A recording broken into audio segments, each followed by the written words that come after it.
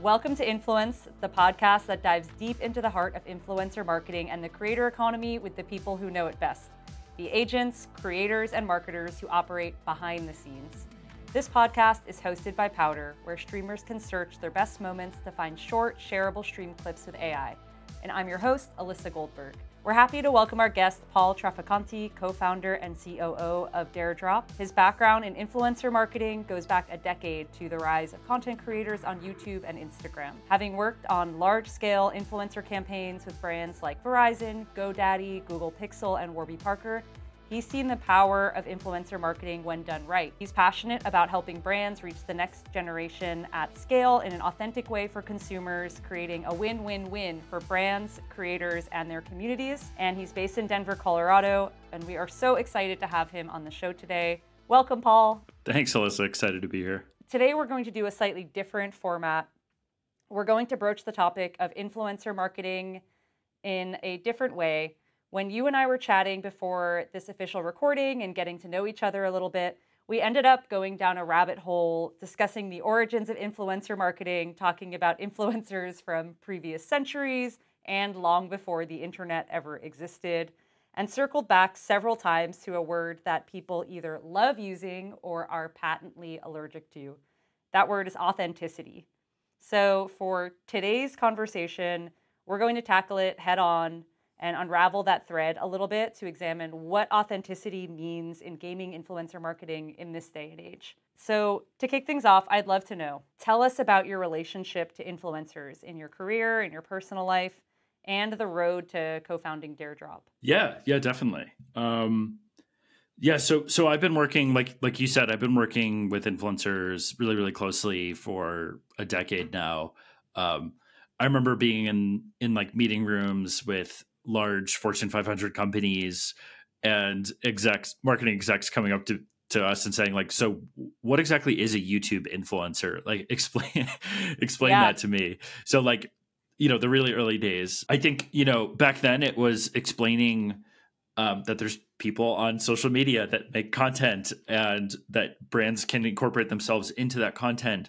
But had the opportunity to experience kind of all the pros and cons of it, like both really, really exciting, really great campaigns that, made a huge impact and a huge splash on cultures and communities, but also campaigns that totally like missed the mark and, were forced or like felt contrived. Anyway, I've had the opportunity to do that. And then, the last 3 or 4 years, I've started working on Daredrop, which you mentioned, and we've really, my co-founders and I have really built Daredrop to kind of take a stab at what we think is authentic and real with influencer marketing. So yeah, excited to share more about that and talk about the topic of authenticity because, like you said, there's people that really enjoy talking about it, and then there's people that, it's like the plague.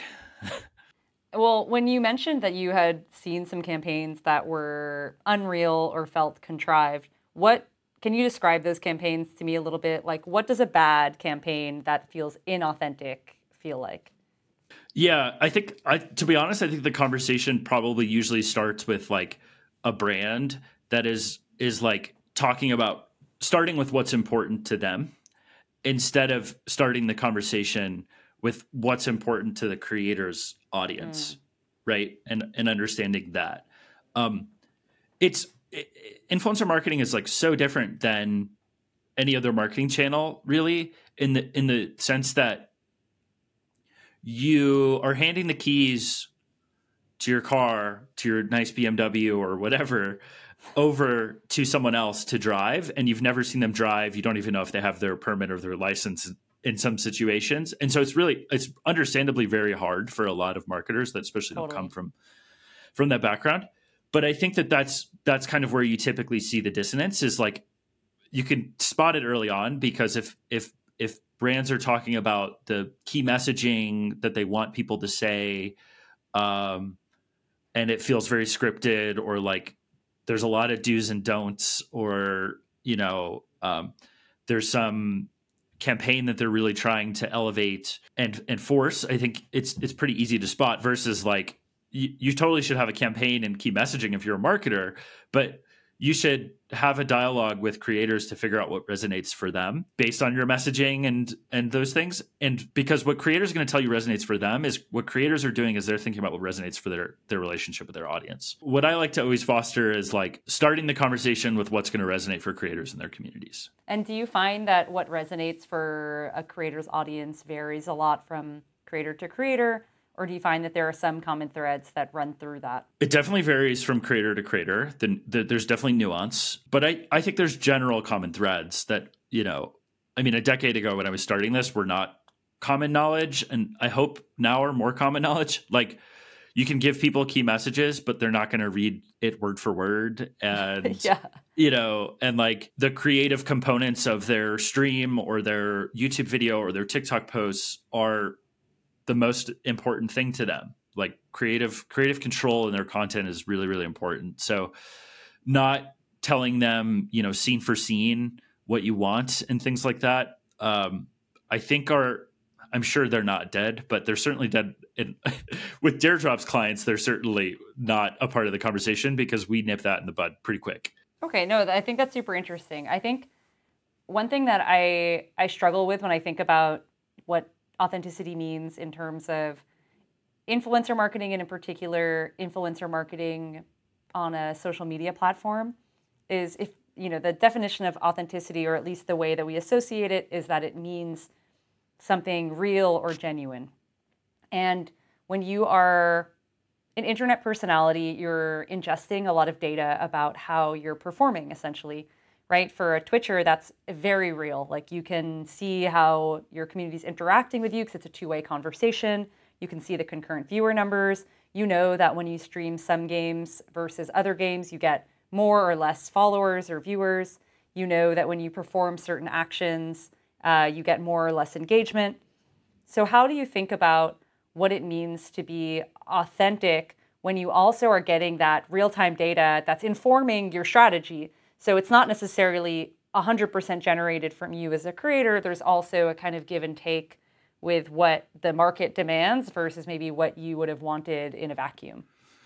Yeah, definitely. And I mean, there's always the argument that as long as something has hashtag ad on it, is it truly authentic, right? Like that's a valid argument. I think that metrically what authenticity looks like is similar or better numbers to what like a given creator's averages are. So you look at engagement rates, you look at viewership retention relative to non-sponsored content and go from there.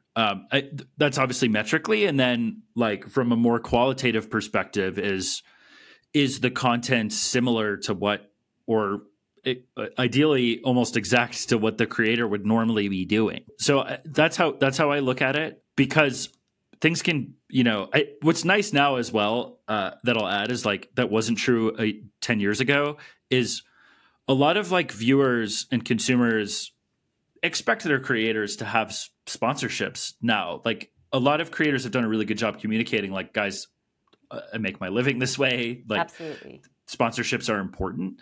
And they've been good at establishing alongside their community what a good sponsorship looks like. So even though it says hashtag ad in the title, there's like established ground and like shared territory that they have with their community that makes it okay. And when they do that, and when they do that well, you'll find that viewership is the same, engagement rates are the same, everything, all the quality stays. I think that's super interesting. I was looking at a Facebook group community of a streamer the other day, and he was sponsored by a brand, and his community was so excited for him. He had maybe 10,000, 15,000 followers. So, not tiny, but not huge, but was starting to get his first brand deals. And the community, I guess, who had seen him through that life cycle was just excited that he was making money as a creator because they love supporting him and want him to keep doing what he's doing. And so I think that speaks a lot to what you're talking about. And I think there's a level of transparency of like, hey guys, this actually takes a lot of time and effort and work and money and whatever, and I'd love to be able to cover my costs by doing by representing this product, which I actually like. I think also like the size of your channel and your community at a given point in time plays a big impact on how you have that conversation and what that conversation looks like. Because when you're starting out and maybe not getting as many ads and you start getting them, you typically need to have a very candid conversation with people because they're not used to seeing it. Then you can see a lot of like, I like to go by like, I use the terminology head, torso, tail. So then you might start to become like a torso size creator. And torso creators, you're expecting a degree of sponsorships, you know, as a consumer because they are who they are and their size is what it is. And then you get to the head creators and like, there is a level of diminishing returns for head creators where if you're just doing sponsorships all the time, there's some like saturation point where people are not that engaged and there's like, you know, diminishing returns with like the engagement that you get in your stream or your videos or whatever. I do think the relationship, depending on where you are as a creator, is also different, and how you have that conversation is really different. And how do you think about the way that authenticity is portrayed by gaming influencers versus the way that it is in other industries and with other creators? Yeah, I actually think gaming is like probably the best industry in the world at this right now. Look at all the games that haven't even released anything other, like they haven't launched the game and they've incorporated their communities and influencers as a part of that community into the game before its launch. Absolutely. As a way to help drive, you know, sales and wish lists and hype leading up to major events and launches. So I think games have done the best job because instead of games saying like, hey, we want you to talk about these features of our games or blah, blah, blah, they're almost incorporating influencers as a part of their marketing, as a part of their community marketing to say like, we're happy to have you as a voice here and we enable you as a voice, whether that's you might dislike this update and we're okay with that. We still want to have a relationship with you and we want to learn how we can do better on the next update.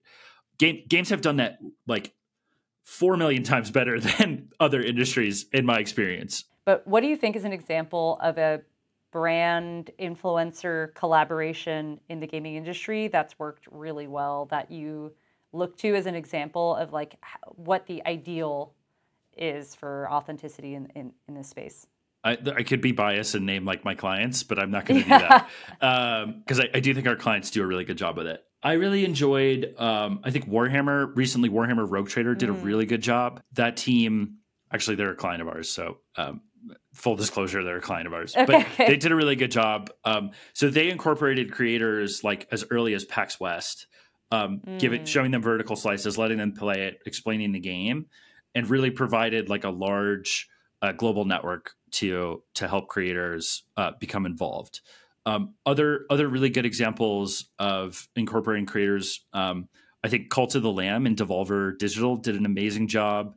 Yeah. They built this whole, it was pretty popular last year, but they built this whole Twitch extension where viewers could interact and make decisions for creators in the game and influence the game for creators, which was a phenomenal way of giving the audience and the voice an opportunity to like interact and be a part of the stream. Do you find that the relationship is very different when a brand or a game hires a creator as an ambassador over a long period of time versus like a gun for hire in anticipation of a product launch? And what do you think are the best practices in each of those cases? I think in general, it's better the earlier you can involve creators and get creators incorporated into your game and what you're building, the better. If you're building a strategy RPG game, there's going to be certain creators that you should foster a relationship with. Not only are the creators going to creators play a bunch of games and are like just really good, like they're essentially good like beta testers and just because they play a lot of games, right? They also are thinking about, they have a direct relationship with people that are consuming the content and playing these games and have dialogue with large audiences about it. So they're also kind of like market researchers to a degree. Yeah. So I think there's a lot that you can learn from talking to creators and thinking about their experience and what people like, because they have a pretty strong understanding of it, and they can become a focus group for your game. Alongside that, if you're a marketer, I think a great strategy to work with creators is think about how you can help them make good, engaging content, right? With the tools that you have. Like a very simple example of that is you might not have a demo yet, but you might have a vertical slice. or maybe you have a demo, but you don't have, the game isn't for release and that demo is still private. Maybe it's in private beta. You can incorporate creators into that. So only give that access, for example, to content creators. Content creators then get content that is exclusive and, will drive a lot of eyeballs to them. And they're going to be equally excited about that. It's a win-win. Finding creative ways to incorporate them and give and help them to help you is like, to me, that's where like the best marketing campaigns happen. The example I used earlier with Cult of the Lamb, by adding a Twitch extension, you've now made it something where creators can interact with their audience and have funny moments that are, disruptive or hilarious or just enjoyable, for playing the game together. We have more and more people approaching us like way before the marketing teams are like ready for launch. Which is exciting because they're realizing the value in doing it. And there's also, I should say, like for live service games, there's also a ton of value in just like an ongoing relationship. Destiny does a phenomenal job enabling its creators.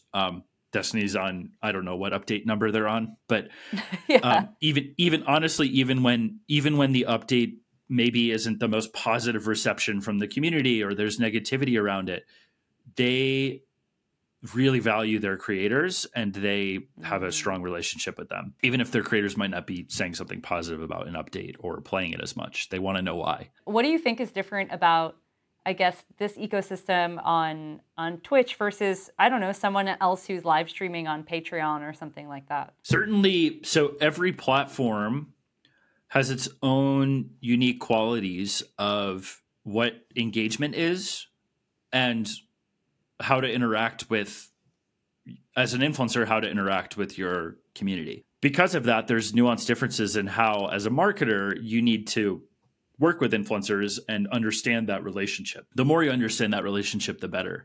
Patreon obviously is a platform where creators, interact with their paid subscribers by offering like extra value to them.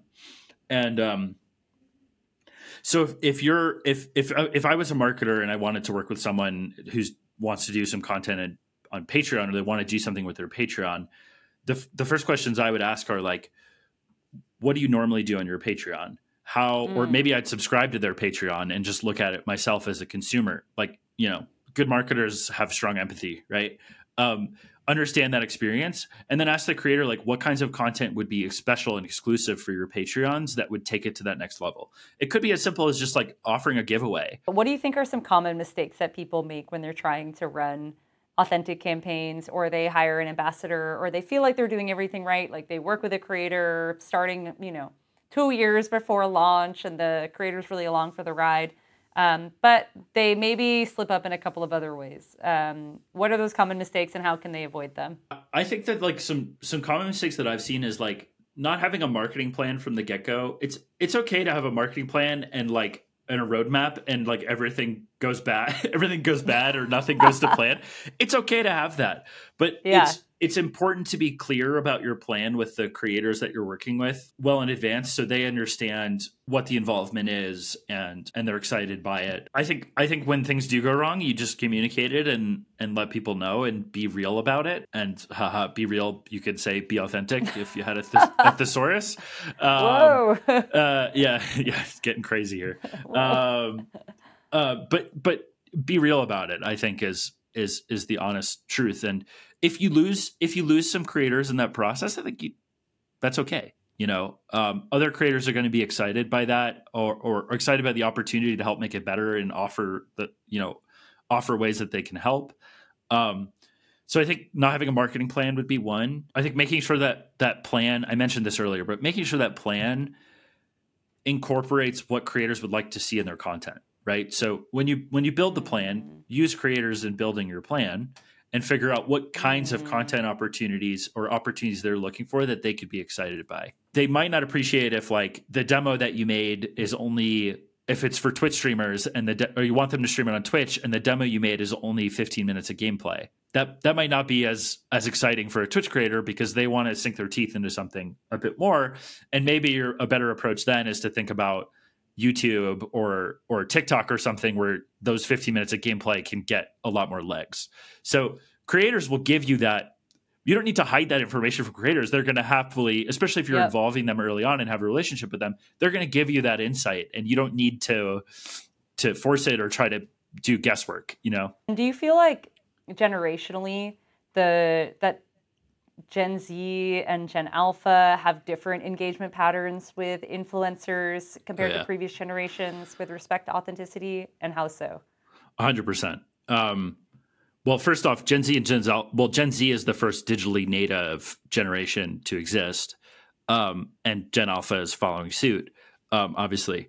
I think that, and there's a lot of research. I wish I had one handy, but there's a lot of research showing that Gen Alpha especially really has adopted video and live video more than previous generations. I think that's like, you tee this up wonderfully, Alyssa, but like, I think that's because of the authenticity, and like, there's really nothing to hide. There's no fourth wall. The adoption of like Roblox, and now Fortnite is doing an amazing job with these like kind of UGC open source environments where people can like dive in and build their own worlds inside of it and like express themselves inside of your game, I think is another strong indication of, and obviously those platforms skew a little bit younger than those games and platforms skew a little bit younger than the average, you know, it's younger than like the WoW audience, for example. And I think seeing the adoption of people expressing themselves in those communities and platforms is another sign that self-expression, trust, authenticity, like your personal truths, are coming forward more through these platforms, whether they're gaming platforms or non-gaming platforms. There's a lot of conversation also around TikTok among these generations, and how authenticity on TikTok is a little bit different from other social platforms. Do you think this is true? Why or why not? And how do you feel like TikTok kind of coming into the conversation has influenced what authenticity means in influencer marketing? If I get really high level with it, like, please do. Each new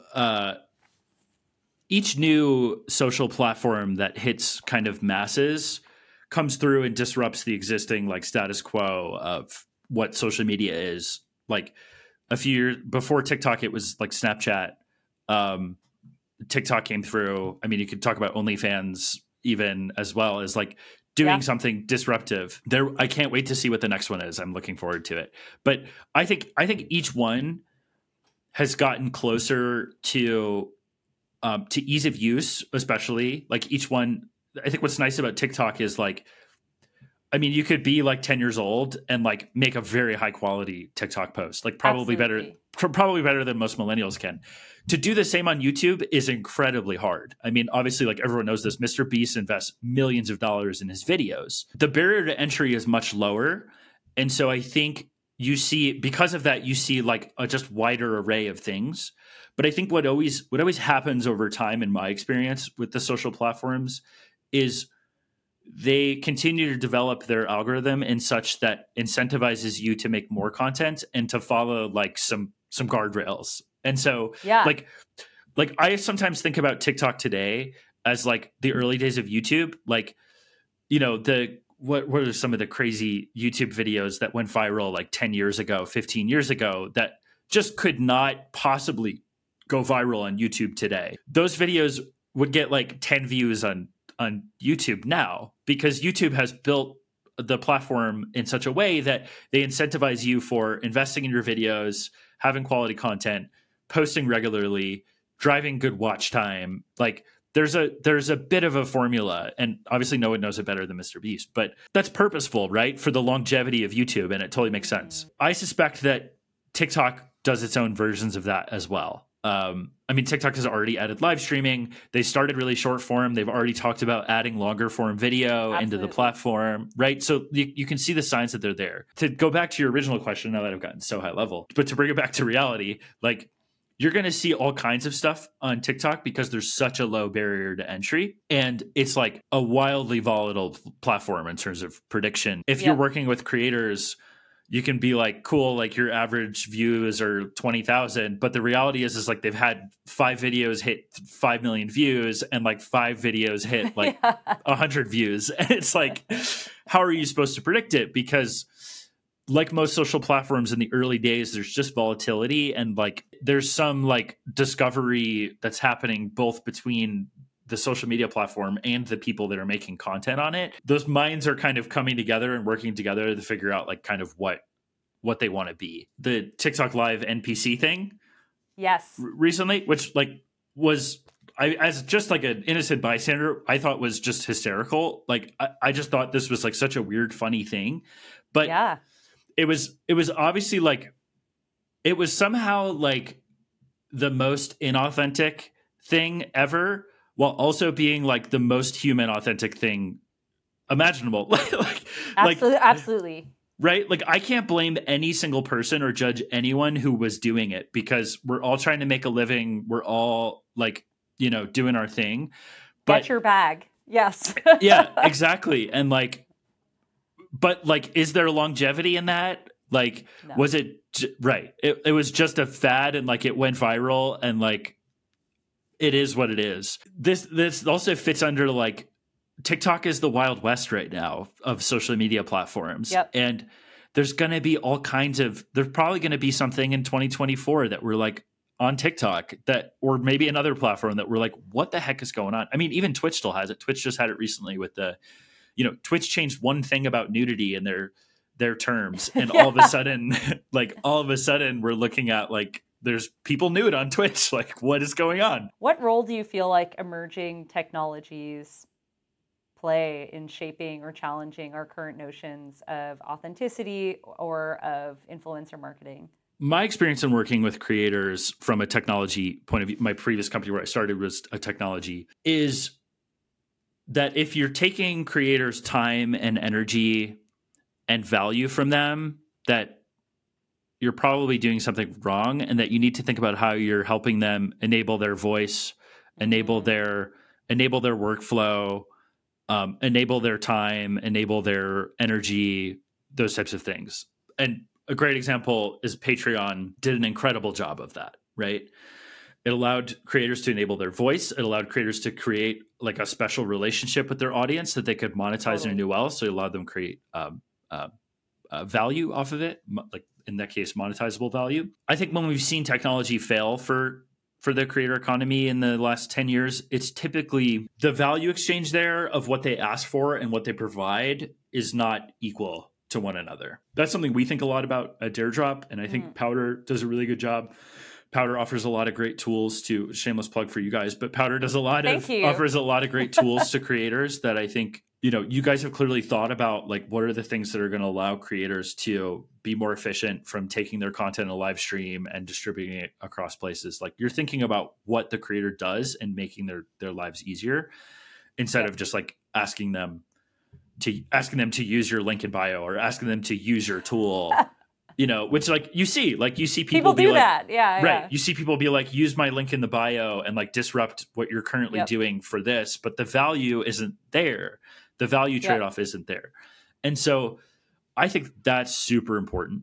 I also think your platform I think technology can't depend on like, so all of the social platforms have like really strong power laws, meaning like, you know, we know this on Twitch, but like, the vast majority like of the viewership that happens on Twitch happens from like the 1% of creators. Platforms that I think can work, not just, they need to work for those creators as well to be successful. They need to work for these kind of like head creators, as I called them earlier, but they also need to work for torso and tail in my experience. And that can be really hard when you have like if you're trying to price your product, like pricing someone for a creator who's like, maybe only has like 10 concurrent viewers and, you know, is doing it in their free time is way different than someone who has 10,000 viewers and this is their full-time job and they do it 80 hours of their week is spent making content. Understanding that there's a different relationship with your product and the value exchange that I talked about based on where you are in your creator journey I think is also really, really crucial. So if you were going to give advice to another company that was trying to target the like torso tail creators and trying to price a product for people who, they might be a librarian by day and at night they come home and they stream for 6 hours. How would you advise that they think about that? Yeah, I think you need to think about helping them grow. First and foremost. So the number one value in my experience, and I guess full disclosure, this whole conversation is I'm actually not a content creator. So that's okay. I turn Not everyone often creates content. Right. I turn often to content creators to validate these types of understandings, but it is worth noting that I've only been on the marketing side for so long. When I talk to creators in our platform and our ecosystem and think about how to offer an exchange, I think the smaller the creator is, the more important growth is. And so if you can demonstrate growth and provide them growth, there's two approaches. I think Teardrop is taking the approach where we invest in creators. Teardrop is free to use for creators as a whole, but we invest in creators early on that are a certain size, knowing that some percent, whether maybe it's only 1% or whatever, will hit that next level, and then it'll be a great fit for them. And then, a smaller percent of them will hit the next level, et cetera. That's one way. The other way is making sure that the growth that you bring, maybe a tail or torso creator, that value, that ROI is clearly there. So that you can see that by investing an extra $1, by them investing $1 in your product, that they're getting $3, $4, or $5 in return, is what's important. Because what I'm saying could very easily be, I could be talking about anything in marketing, right? Which is totally. If you're a CMO, what do you care about? You care about if I invest $1, I get $3 back. But content creators are just marketers. They're just doing marketing most of the time. There's so much overlap with what they do. Everything we were talking about earlier about finding the trends and blah blah. That's what marketers do. They're marketing, totally. And they're their own broadcast. They're their own TV network almost now. So anyway, when I think about what technologies can do, I think certain products certainly need to be monetized in some format that isn't the way that we do it. We get paid through sponsored dollars. So making it, just free for creators. But making sure that value exchange is real and is there. Twitch in the early days with bits, it's an 80-20 split. So creators get 80% of whatever a fan or viewer does with bits, donates or whatever. And they found a model that works for that. And then obviously they do the ad revenue split as well. But the technologies need to think about it similarly, which is what are the values that are most important to creators based on their size? And how do we make sure that we're delivering multiples of that value in exchange? How do you think about increasing regulation or AI in terms of the authenticity narrative in influencer marketing? And to what extent do you think these things will impact the market? It's certainly already impacting the market. I actually, that's a great question. And I'm going to redirect it back to you after, because you guys are even more in that space. And I'm really curious what you guys think. I think similar games, video games actually have a similar problem with AI, where at what point are we crossing the line of what's authentic or not? And I think it's the same thing with content creation. Where is the line of where AI is disrupting? I think AI can be really interesting for VTubing has totally taken off in the last couple of years. Yep. AI can help if it helps them make art and designs and experiment with different types of VTubers, so that each stream you can have a different character. I think that's pretty cool. I think you guys are doing a great application of AI, which is using AI to make creators more efficient and better at what they do, because you guys know this as well as anyone, that making content is a ton of work. It's really hard. It takes a lot of time. Right. Things that make creators more efficient, to me, is all fair game.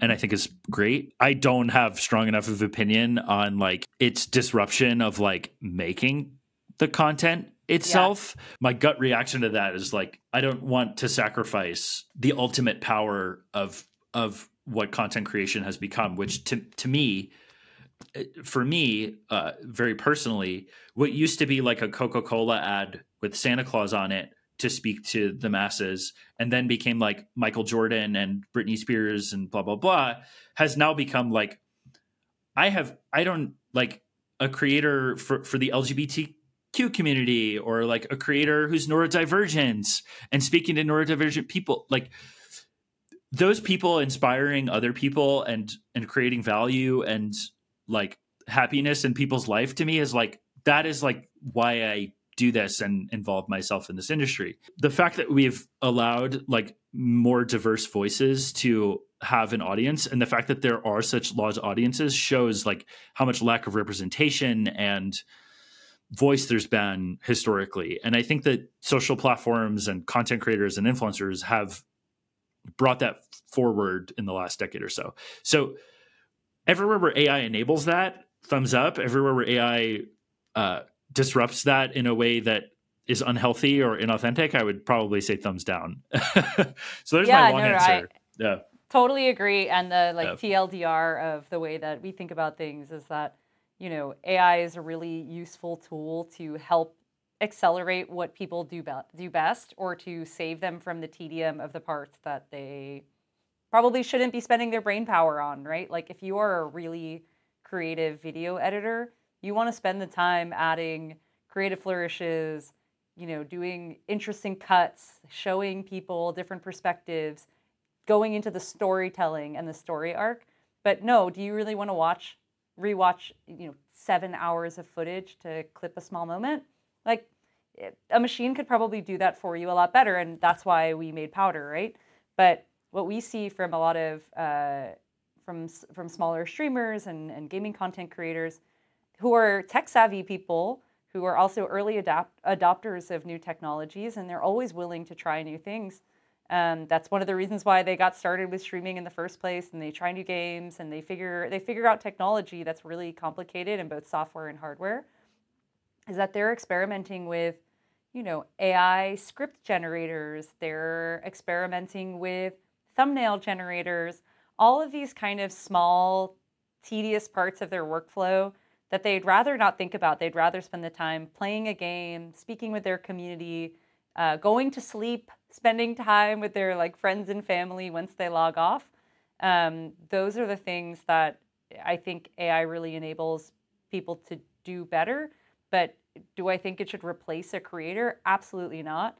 I mean, we know that at least in like content generation, you know, AI brings things to the middle. Like it's in a normal distribution. You know, you're not going to get like extremely exceptional content that's generated. You know, when you're asking ChatGPT a question and you're asking it to brainstorm with you, it might help with divergent thinking and including ideas that you haven't really thought of before. But it won't help you narrow in on like the one kernel of information that's just so unique and is going to change the dynamic of the market you're in. And so it's a great thought partner. It's a great co-pilot. It's a great assistant. But I do not think we're at a point where there's a replacement or supplement, you know? I like to believe that like AI can only be good as what was created before it, right? And only, this is like very high level, but like only humans are creative and unique enough to create the next thing that no one thought of, that just AI can't do it. Hopefully I remain true about that. But yeah, at least for now. At least for now. We'll come back to this exact moment in a few years, and I'm going to send and I'll it be to like, you. well, foot in my yeah, mouth. we're working for machines now. But I just have a couple more questions for you. The first one is, what advice would you give to individuals aspiring to become influencers, especially in a market like gaming? Learn the algorithms.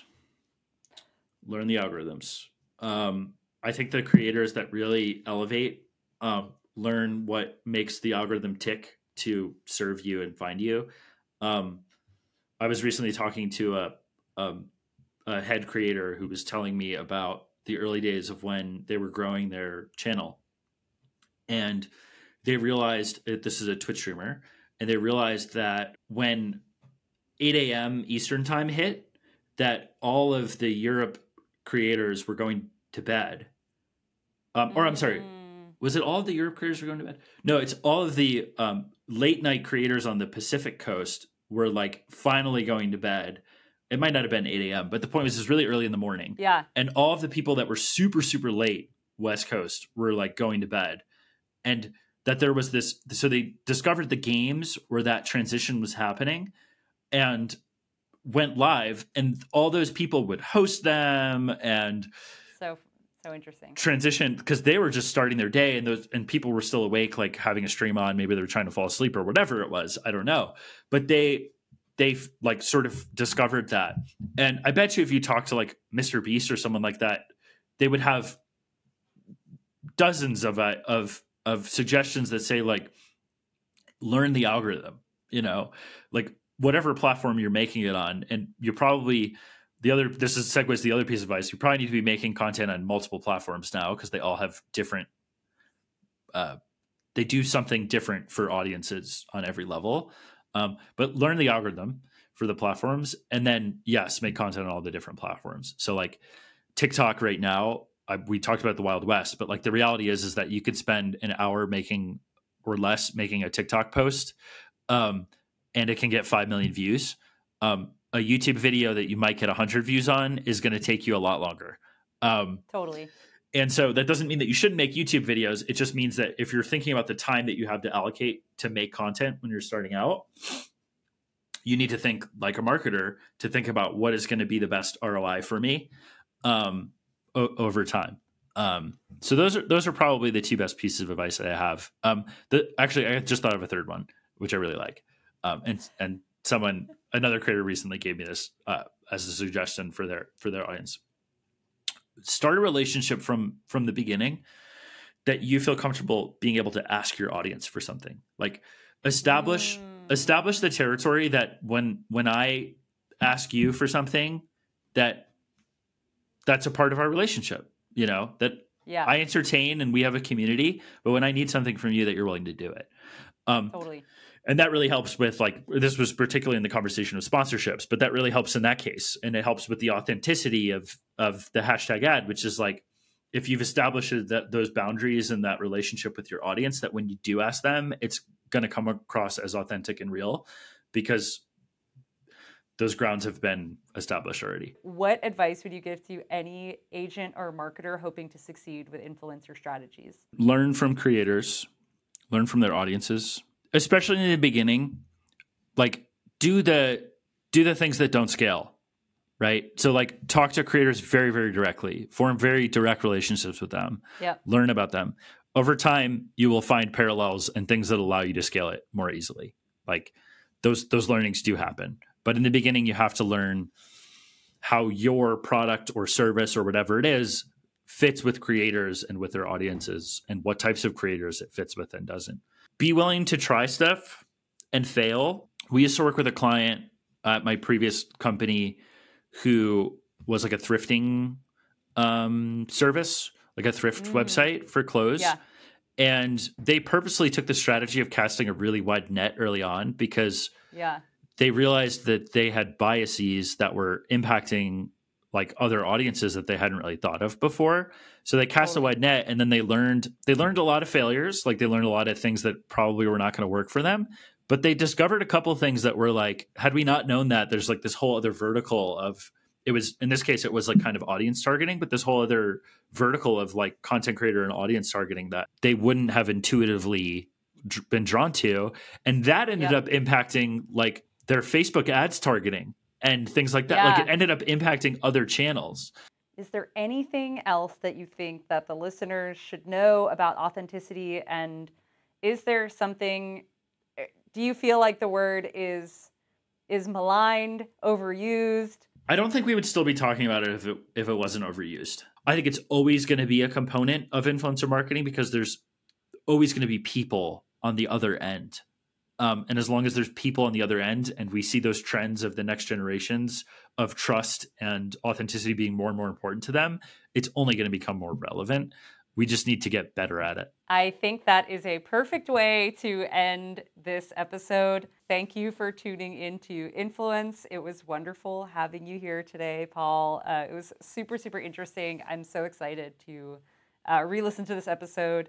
Remember that with every episode, we bring you the minds and voices leading the charge in the influencer marketing world, helping you stay ahead in this rapidly changing landscape. Follow us on social media at PowderGG on Twitter, LinkedIn, TikTok, Instagram, and YouTube for more updates and behind-the-scenes content. And Paul, where can people find you and Dare Drop? You can find me on LinkedIn.